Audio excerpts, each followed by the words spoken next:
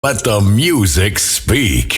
Alright, amanya bampita yeko yali number one music analyst in Uganda nga bwe nabasuubiza nti tugenda kukomawo n'ekitundu kyaffe ekyokusatu mu bulamu bwa Herman Basudde. Nkomyewo teweerabira okusubscribinga, okulikinga n'okucommentinga n'okusharingirako eri banno mu WhatsApp group zo, social media handles zo zonna, Facebook, Twitter ne Instagram, nabo babeera ekitundu ku byafaayo bino. Amannya bampita yeekolera. Tukomyewo n'ekitundu kyaffe ekyokusatu ku bulamu bwa Ssaalongo Ssemakula Herman Basudde, mutabani wa Katende.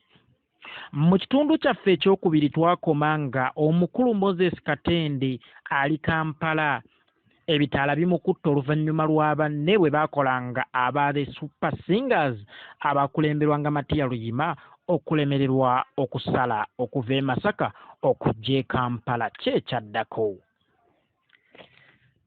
Nga ba super singers balemereddwa okudda e Kampala, omukulu Moses Katende yakwatagana n'omuvubuka omuto omulungi omugogofu Livingston Kasozi ne batandikawo Lokwata Gita Singers nga balina omukyala Sise Nnaku. Omukyalo oyo yazannyanga step mama mu luyimba Mpanga.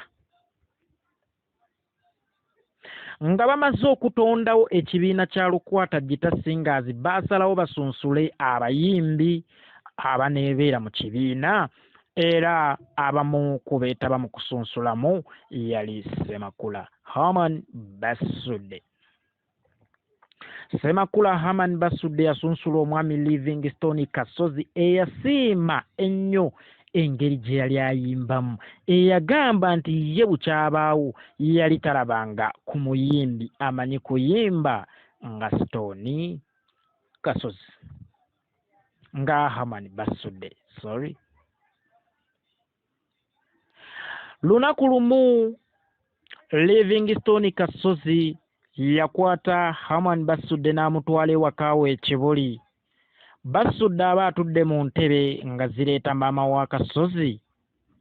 Bwe yatunuulira Basudde kyeyava akwata Kasozi Stone ku mukono n'amufulumya ebweru n'amubuuza, kiki kye waleese ewaka? Oleese agavubuka agabbi, otandise okukolagana n'abayaaye? Livingston mu ddoboozi ery'empolampola kyeyava agamba maama we nti munnange, ekyo ky'olabanga ekivubuka kirina ekitone ekitagambika, kirimu ssente zange. Omanyi Kasozi yali business maani mulungi nnyo nnyo ng'alengerera wali ssente. Mu mwaka 1987 Herman Basudde yafulumya teepu ye esooka mu bulamu gye bayita Mukyala Mogerwa. Teepu eno yaliko ennyimba nga Ensi egenze wala, Linda ziwere, Mmire Nannyondo, Muyiga okwambala n'okuduula. Teepu yaliko ennyimba zaali 6. Side A nga kuliko Mukyala Mugerwa, Ensi egenze wala ne Linda ziwere. Side B nga kuliko Mmire Nannyondo, Muyiga okwambala n'okuduula. Oluyimba Linda ziwere Herman Basudde alina we yakkaatiriza ennyo nti nsobyanga ku bugenyi nayo obuzaale. Bannamasaka kambalangire eyo mwakola nsobi, byali ddibusi nga nnafa yalabbi, akaalo k'e Bubondo kantama. Abajjukira obulungi ekitundu kyaffe ekisooka n'ekyokubiri, nabalaga biki ab'e Bubondo bye baali bakoze Herman Basudde. Njogera mazima nga ntya Katonda, mu music industry mwali temunnabaamu luyimba lw'amaanyi bukyetandikibwawo nga Mukyala Mugerwa. Oluyimba lwakubwanga ku Radio Uganda kumpi buli luvannyuma lwa ssaawa. Herman Basudde yakyusa enjiya y'akadongo kamu. Bw'owuliriza ennyimba z'abayimbi baffe abaasookawo nga Matiya Kyakamala, Bakakuumirizi, Basseba Samu wange original version ng'ali ne Prosi Nabigumira, kwabanga kusaagirira. mirundi mingi nkigamba abantu nti omuyimbi olina kubanga muzannyi wa firimu. Fuba nnyo nga ky'owandiika kikwatagana ne ky'onoowandiika nga omaliriza. Lwana nnyo oyingira oluyimba olufaananya firimu, faanana ky'oyimbako oba ky'ozannyako. Dayirekita wa firimu bw'akeera ku makya n'awandiika firimu n'agamba nti gwe yeekolera wadde oli mugagga naye ŋŋenda kukuwa paati ya bwavu, oyina okuzannya ennyo paati y'obwavu eyo weerabize n'akumanyi nti oli mugagga. Herman Basudde kikintu kye yakola, yakyusa enjiya ya music. Bw'owulira ennyimba ezasookawo kwabanga kuzannyirira, kwabanga kuzannyamu buzannyi. Bannange mbadagira mbalabidde omukadde anzaala folomeero, okuzannyirira. Annange okulwaza munnoowo mazima ddala kiruma. Kakati Kodina yali mungi nnyo mu kisaawe ky'okuyimba. Herman Basudde yawandiika olugero n'alufaananya firimu. Era okuva olwo olunaku abayimbi b'akadongo kamu baayiga okuyiiya, era teepu ya Ssebatta eyaddako bagiyita abagenda baalikomyewo. Ssebatta yaŋŋamba nti Basudde yabawa challenge ey'amaanyi nnyo ne bayiga okuyiiya. Tuzzeeyo ku luyimba mukyala Mugerwa. Herman Basudde n'endabika ye yali tafaanana kyayimba. Bantu bangi baayagala nnyo okuzuula ani yayimbye mukyala Mugerwa, wabula nga buli atunula ku Basudde agamba tekisoboka, yali tafaanana kyayimba, oluyimba lwali lunene nnyo. Maama wa Herman Basudde ne taata baali waka nga bamaze okuwuliriza amawulire g'essaawa 3 ez'ekiro ku Radio Uganda, ne bakuba oluyimba mukyala Mugerwa omulundi gwe baasooka okuluwulirako. Taata yeefuula atasanyuse, essanyu lyamuli munda, wabula maama yagaananga Basudde okuzannya gita ate yakyamuukirira nnyo. Kigambibwa nti enkeera waliwo omwami eyavuga akagaali okuva ku mutalo omulala ng'ajja ewaabwe waaba Herman Basudde, naye ng'ekimuleese kubabuulira omwana bwe yamuwulidde ku Radio Uganda. Baamala omwaniriza bulungi n'akacaayi n'akanywa, kyebava bamubuuza buzibu ki, kyava bagamba omwana mwamuwulidde, olaba omukwano nga kye kimuleese, kyakyewuunyo nnyo, kye kimuvugisizza akagaali katugambe okuva ekibuye paka Nabbingo, ng'azze kugamba taata bwe yawulidde akayimba ka mutabani we ku Radio Uganda. Amanya bampita Yeko the number 1 music analyst in Uganda. Herman Basudde yeeyongera okufuuka ensonga. Herman Basudde olunaku lwe yajja mu music industry lwe yafuuka nnamba emu. Herman Basudde yali omukozi mu lukwata gita singers, yatuuka nga gwe mutwe gw'ekibiina. Herman Basudde yali omukozi obukozi nga yakulembera ku bipande ekibiina gye kinaakolera. Wakati ng'amaze okulinnya ennyo Herman Basudde, abakulu baasalawo naye agattibwe ku ba directors ab'ekibiina kya lukwata gita singers. Kyannaku nti omwami Moses Katende nga tuyingira emyaka gy'ekyenda yayabulira obulamu bw'ensi eno, olwo ne tusigala mu lukwata gita singers ng'ekulemberwa Livingston Kasozi, Sise Nakku yali mukyala wa Katende ne Herman Basudde. Lukwata gita singers yatambula bulungi nnyo, wabula obuzibu bwavaawa, nze yeekolera. Omwaka 1993 Lukwata Gita Singers yali ekoledde mu kibuga ky'e Mukono. Baafuna abantu bangi nnyo, wabula ye Sserulungi Livingston Kasozi olwatuuka ku kivvulu n'alondawo ekkubo nammwe obulamu bw'abasita mu bumanyi. Ne bw'oba ggwe Kasozi yali muntu w'abakyala, naye ne bw'oba ggwe Livingston Kasozi bwe yapiikinga omuwala ku kivvulu, bagenderawo mu loogi ne batandika okwesanyusa, era ku kivvulu ekyo teyayimba. Livingston Kasozi mu butayimba, Herman Basudde yanyiiga nnyo, era Livingston Kasozi bwe yakomawo, Herman Basudde kyava amubuuza, gwe ssebo ffe tukkolerera? Livingston Kasozi mu kubalaata yamuddamu ng'abalaata nti gwe ffala, wano wajja na kaki. Ekigambo ekyo kyanyiiza nnyo Herman Basudde. Tebaakoma ku ekyo, era ne ssente teyafuna. Yafuna z'amafuta emitwalo 4 ng'abakulu 2 bazeddizza, ba founding member b'ekibiina.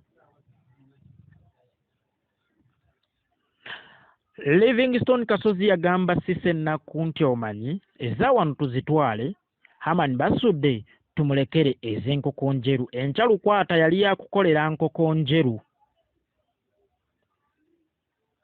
naye nga Kasozi akimanyidde ddala bulungi nti enkoko njeru tewali bantu nga bali Mukono. Herman Basudde bwe yafuna emitwalo gye 4 yavuga bukkolokkolo n'akomawo ewakaawe. Kwolwo yasula nawaka eggaba, enkeera yeetegekere ekivvulu eky'enkoko njeru. Kigambibwa nti Herman Basudde yagenda enkoko njeru n'ayimba, era n'eno ssente tezaamuweebwa. Wano nno nakulabira obusungu bw'omwana w'Olugave, omwana wa Namyalo ne Katende. Herman Basudde mu busungu obungi yayita omuvubuka gwe bayita Sylvester Busulwa, abangi mumumanyi Sylvester Busulwa, abali mu mpaka za Operation Wealth Creation. N'ayita Kagulire, n'ayita ne Mbalire Kateeteeyi. Mbalire Kateeteeyi abamumanyi obulungi, yoyo omwami eyali mu luyimba lwa Livingston Kasozi ne Nabiri lwe bayita ebbaluwa ya night, oyo Kasozi gwe yatumanga Sseruganda, genda omugambe bw'oti. Herman Basudde yayita abasatu bano, kyava bagamba nina kye njagala okubabuulira, wabula mulina emmizi. Ne bamugamba mukama waffe tulina emmizi. Yabagamba nti njagala kuva mu Lukwata Gita Singers ngende ntandikewo ekibiina ekyange, wabula njagala kugenda nammwe mukikuume ng'ekyama. Mu bulumi n'okusoomoozebwa Herman Basudde bwe yasanga ku bivvulu ebyo, yasalawo okuwandiika oluyimba lwe bayita ennimiro y'oku Buganga. Ennimiro y'oku Buganga eyo yali ayoleka obulumi obw'okukola n'omuntu, okusanga omuntu nga talina kaalina, okusanga kampani y'omuntu n'ogisitula, wabula ate bwe butuuka ku ngabana gwe n'olya bukunkumuka. Herman Basudde olw'okuba si ye yalina obulungi ennyo ssente, yatuukirira omwami gwe bayita Festo Kasajja n'amusaba amwazike ku byuma ajja kumusasulanga mpola mpola, agende atandikewo ekibiina kye bayita Kabuladda Gita Singers. Ne Kasajja kyataagaana.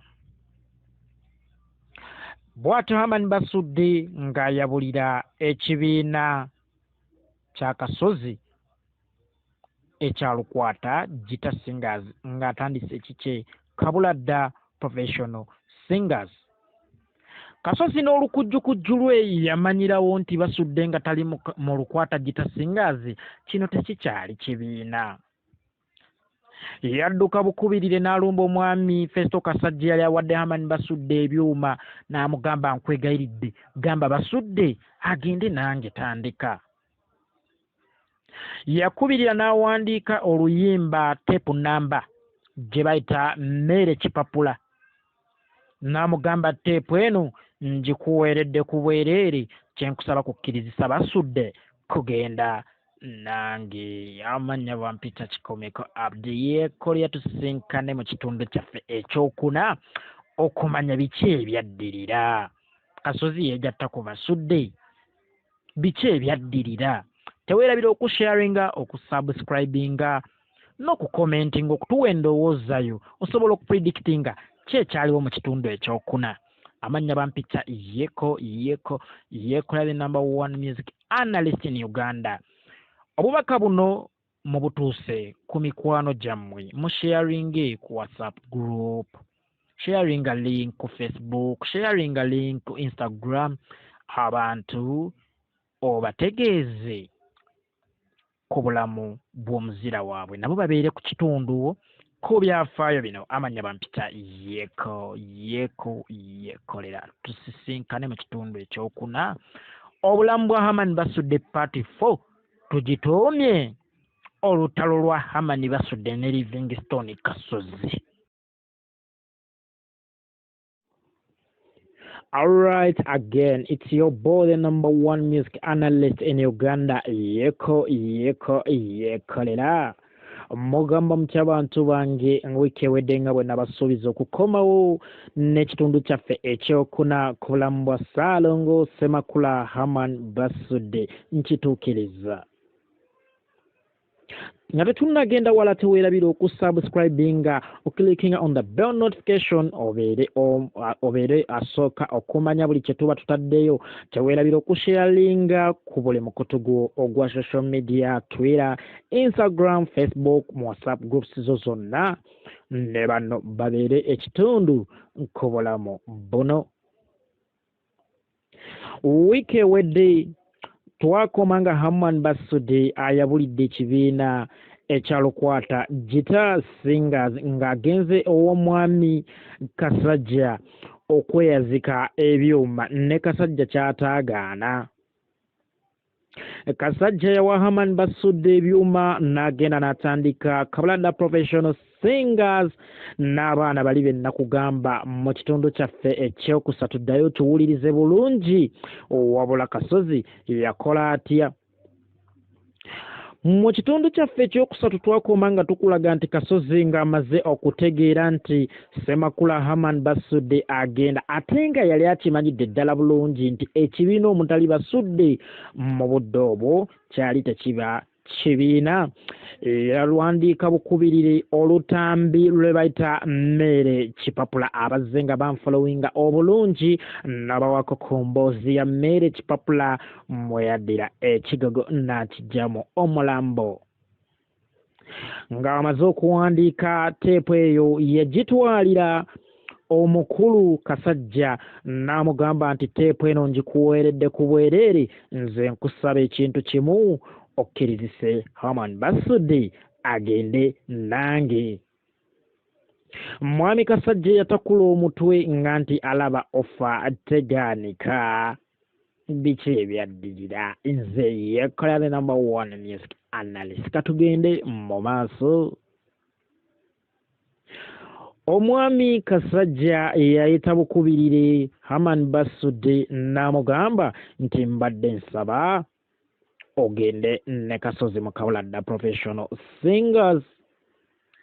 Basudde yatunuulira omusajja enkaliriza nga tamumala nga nti ekyali kimujje mu lukwata kukolera wamu na Kasozi, ate essaawa y'emu omusajja amumusibako nti genda naye.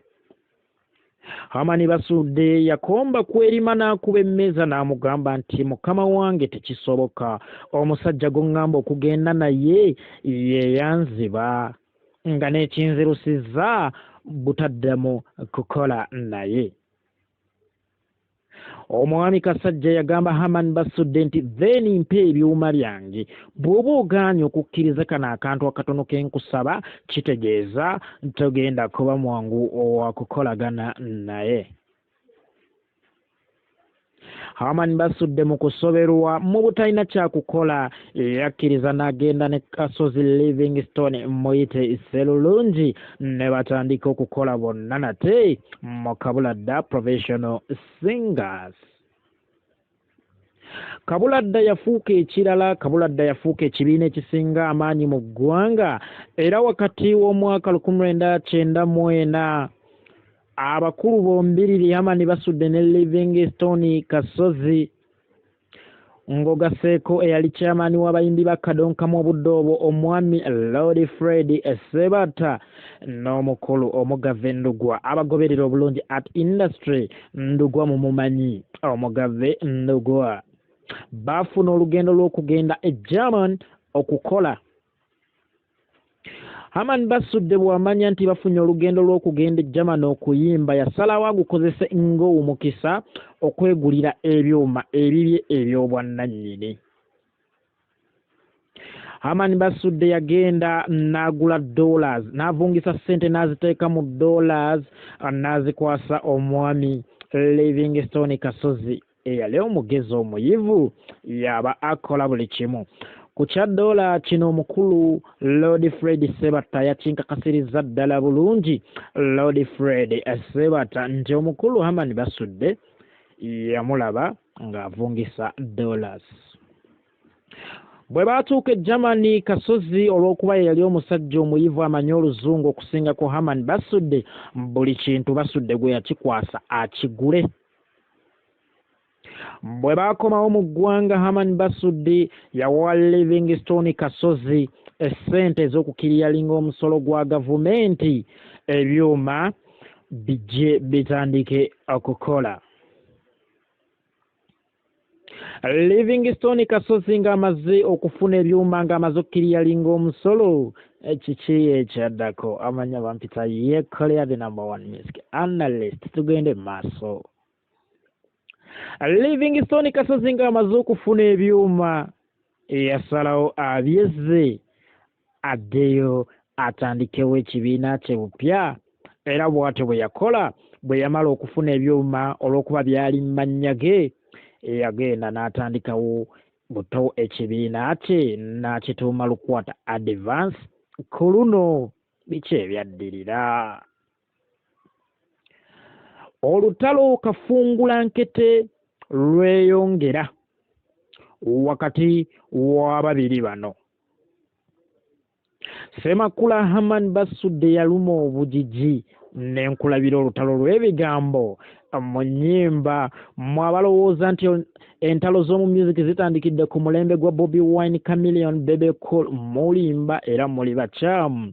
Entalo zaava dda lwakuba ez'edda zaali educative ng'abasajja ne bwe bayomba bafuba ate gwe omuwuliriza obeeko kyofunamu. Herman Basudde yakwatirawo eppeeni n'awandiika oluyimba Abankuseere. Ku luyimba Abankuseere Herman Basudde yagattako ekiryo n'omuwafu. Mu luyimba ekiryo n'omuwafu yawunzika akomekkereza ng'agamba nti mbatunuulidde wabula amadda ate akyuse ndi mwatula erinnya. Wano Livingston Kasozi teyalinda kumwatula linnya n'akomawo n'oluyimba Akazimba mu lumuli. Oluyimba Akazimba mu lumuli lwalimu ebivumo lwatanula nnyo Herman Basudde nkubanga lwalimu ebivumo ebipya tuku ku luguudo. Herman Basudde ng'amaze okuwuliriza oluyimba luno yadduka misindi ewa chairman w'abayimbi ba Kadonkamu obudde obwo omukulu Lord Fred Sebata n'amugamba nti wawulidde mukwano gwo kye yankoze naye mugambe nange peeni njikutte.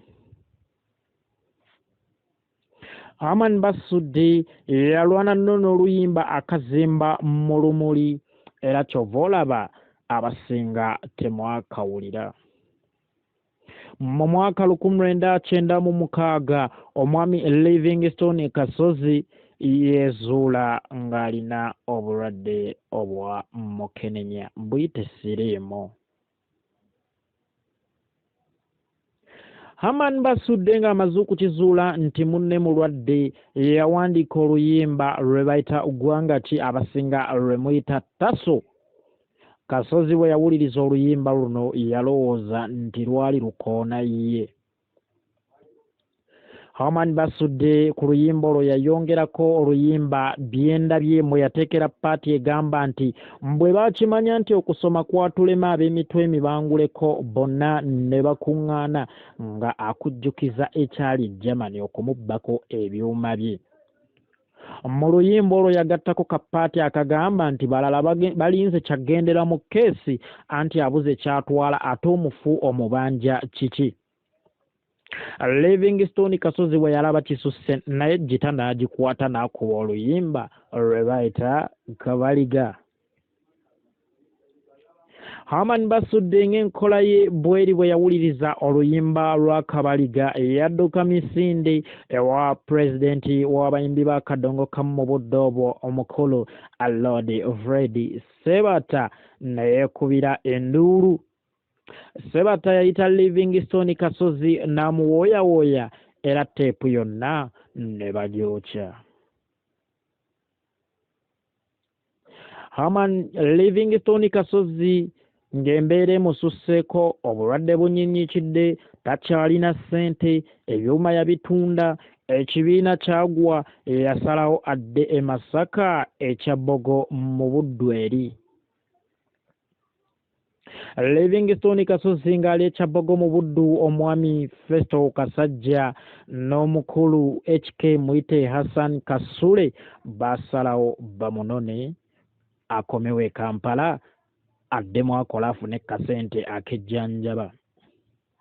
Ng'abagezigezi we baba bakimanya nti Kasozi abantu bamwerabidde oba kiyita omuyimbi agudde, si kyangu omuyimbi agudde ate kudda ku maapu, bayaki okumuzza ku maapu. Nze yeekolera teweerabye okusubscribinga, okulikinga vidiyo eno, okuclickinga on the bell notification obeera asooka okumanya n'okusharingako ne banno ku WhatsApp, Facebook, Instagram ne Twitter.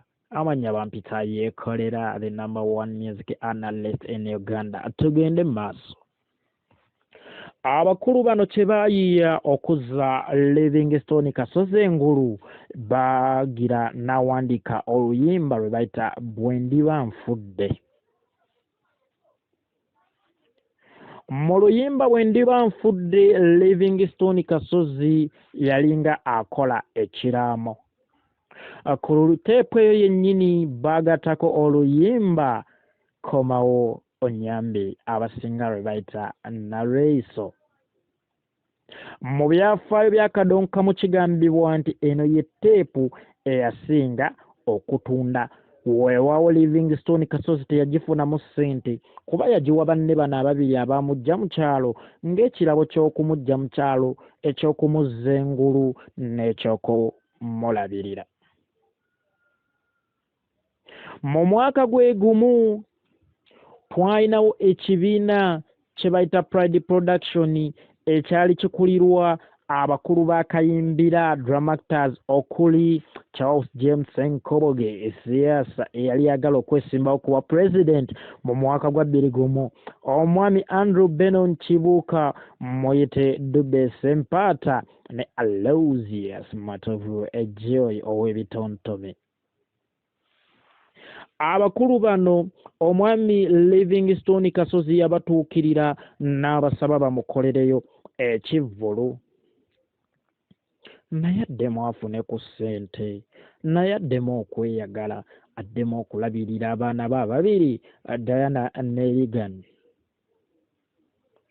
Abakulu bano kye baakola baatuukirira omwami mukwano gwabwe mpanfe Prince Paul Job Kafeero Manyiga Njegere, the golden boy of Africa, ne bamubuuliramu ensonga era ng'ekivvulu baasalawo bagiteeke nakivubo. Ekivvulu mu kubeera nga kirina kuba nakivubo, omwami Paul Kafeero yabagamba nti tetuyina ngeri ya kukola mu kivvulu kino nga tekuli linnya Basudde tetusobola kujjuza kifo ekyo kubajjukira nakugamba nti Herman Basudde ye muyimbi ate abonaabonako nabwo upcoming ye muyimbi eyabeera nnamba emu okuva lwe yayingira ekisaawe ky'okuyimba paka lwe yakivaamu. Kakati omwami Kafeero yagezaako kibalaga nti Herman Basudde bwe tumuteeka mu kivvulu kino lwe kigenda okufuna abantu ekisaawe kijjule. Abakulu ba Kayimbira Dramactors baasalawo balumbe Herman Basudde gye yali akoledde mu bitundu by'e Masaka mu budde obwo bagende bamuyitiremu ensonga. Ate weerabira nti Herman Basudde ye yali omulabe wa Livingston Kasozi nnamba emu ng'era ne Kasozi ye mulabe wa Herman Basudde nnamba emu. Nze yeekolera tugende mu maaso. Abakulu olwatuuka ku Herman Basudde ne bamala okweyaniriza bulungi n'akacaayi ne bakanywa baatandika okumubuulira ekyali kibatutte. Herman Basudde ng'amaze okuwuliriza ekigambo ebyo byonna yabagamba nti tekigenda kusoboka. Omusajja gwe muŋŋamba okukolera ekivvulu tuyambe yanvuma, yanziba, ate nannangira obutasoma, nannangira nti n'ewaffe twava mu kika kyavu. Kakati ate ava mu kika ekyavu ayamba atya omwana w'abaami? Abakulu bano baasobola okuwooyawooya Herman Basudde ne bamugamba munnange munno mulwadde, musonyiwe. Bw'otamusonyiira mweno mbeera ya bulwadde osuubira kumusonyiwa ng'afudde. Herman Basudde yawuliriza abakulu bano kye baali boogerako era bw'atyo n'akkiriza okwetaba mu kivvulu ekigenda okusondera Livingston Kasozi ssente kiyite muno mu kabi. Omukulu Charles James Nkobuge CS agamba nti bwe baali bava e Masaka baasalawo bagule tteepu eyogerwako ey'akazimba mu Lumuli. Basudde gy'agamba nti oluyimba lwamuvuma ne baluteeka mu mmotoka ne bajja nga baluwuliriza. Wabula era ayongerako n'agamba nti singa baakimanya nga bamaze okuwuliriza ku luyimba luno nga tebannalumba musajja tebaali mulumbidde ddala, kubanga mu luyimba mwalimu ebivumo ebitagambika. Enteekateeka z'ekivvulu zaagenda mu maaso era ekivvulu kyafuna abantu bw'atyo Livingston Kasozi n'addamu okufuna ku ssente. Era mu teepu ye yadda ku Dunia Weraba ayina we yagambira nti kati nze ntunula ku mamotoka gye njagala gye nkwata ati n'ennyoola yesinga mbaddemu n'amaanyi. Emmotoka yali azifunye n'atuuka n'okugamba nti kati mbalibwa mu bagagga bannange sitoma nfunye siringi naye zingasizzaaki ennyo zino zenfunidde mu bulwadde. Omukwano gwabwe gweyongera mu maaso nga bali basatu, Herman Basudde, Paul Kafeero ne Livingston Kasozi. Era kyeyongera okulaga nti ebbanga ababiri bano lye baamala nga beewalana buli omu yali asubwa munne. Herman Basudde ne Livingston Kasozi ne Kafeero beeyongera okukola ebivvulu, wabula Kasozi nga ssente ze bamufuuyira ku siteegi zisinga ndowooza ezinaava mu kivvulu ekiramba, kubanga buli muntu yamuwanga ssente. Mu luyimba Dunia Weraba bwe yali yeebaza abantu abamuyambye, bwe yatuuka ku linnya Herman Basudde eyagamba Basudde nkwebazizza n'enkatagga. Kino mukituwaale n'ewammwe nti empalana n'obusungu tebiyamba okuggyako okuyamba bannammwe ababeera nga batuuse mu buzibu ng'obwo. Ng'omukwano gunnyinnyitidde Livingston Kasozi amaanyi geeyongera okumuggwa. Era Livingston Kasozi mu mwaka 1997 ng'ennaku z'omwezi 17 obulamu bw'ensi eno yabuviira mu bufunze eyassa omukka gwe ogw'enkomerero. Mu bantu abasinga okukaabira Kasozi yali Herman Basudde, akatambi ngenda kabateerakaawo. Yakaaba nnyo n'agamba nti munywanyi tubadde tutereezezza ebyasoba naye ate laba bw'ŋŋenzeeko. Mu kuziika Kasozi, pulezidenti w'abayimbi b'akadonka mu budde obwo omwami Lord Fred Ssebatta yagamba Herman Basudde nti gwe kyakulabirako ekirungi ku mpalana mu bayimbi. Nkusaba okoleyo oluyimba olugatta abayimbi. Herman Basudde yakola oluyimba lwe bayita abayimbi mwe yagambira ebigambo bino nti Fred bw'owulira nti katimbula oyanguwako n'olya mu ttama n'omboggolera nti kati obula yogera ebyakutumwa. Yamugamba nti wannondobamu mu maziga nga tukaabira ono Kasozi n'oyogera nnyo nti nkufunye nange saagaana. Naye nga ndi musajja mukulu wantuma ebigambo bibiri neetegese nange obbikola nninze ente yange. Jjukira ali amusuubizza ekirabo kya nte. Eri gye luggwera yawunzika agamba nti ekyokulabirako ye Kasozi. Kasozi oyo yazaawa tweyozezza obuziro era enfa ye neetunyumira era teyakukkuluma. Bw'atyo Ssemakula Herman Basudde n'abeera musanyufu olw'oli okufa nga baddiŋŋanye. Amanya bampita yekolera the #1 music analyst. Biki ebyaddirira birinde mu kitundu kyaffe ekyokutaano ku bulamu bwa Herman Basudde. Tusisinkane. Teweerabira okusubscribinga, oklickinga on the bell notification, okusharinga ko ne banno, n'okulikinga, n'okukomentinga. Nze yekolera. Tusisinkane mu kitundu kyaffe ekyokutaano. Ekitundu kino mbadde nkituumye olutalo lwa Herman Basudde ne Livingston Kasozi. Katukomewo.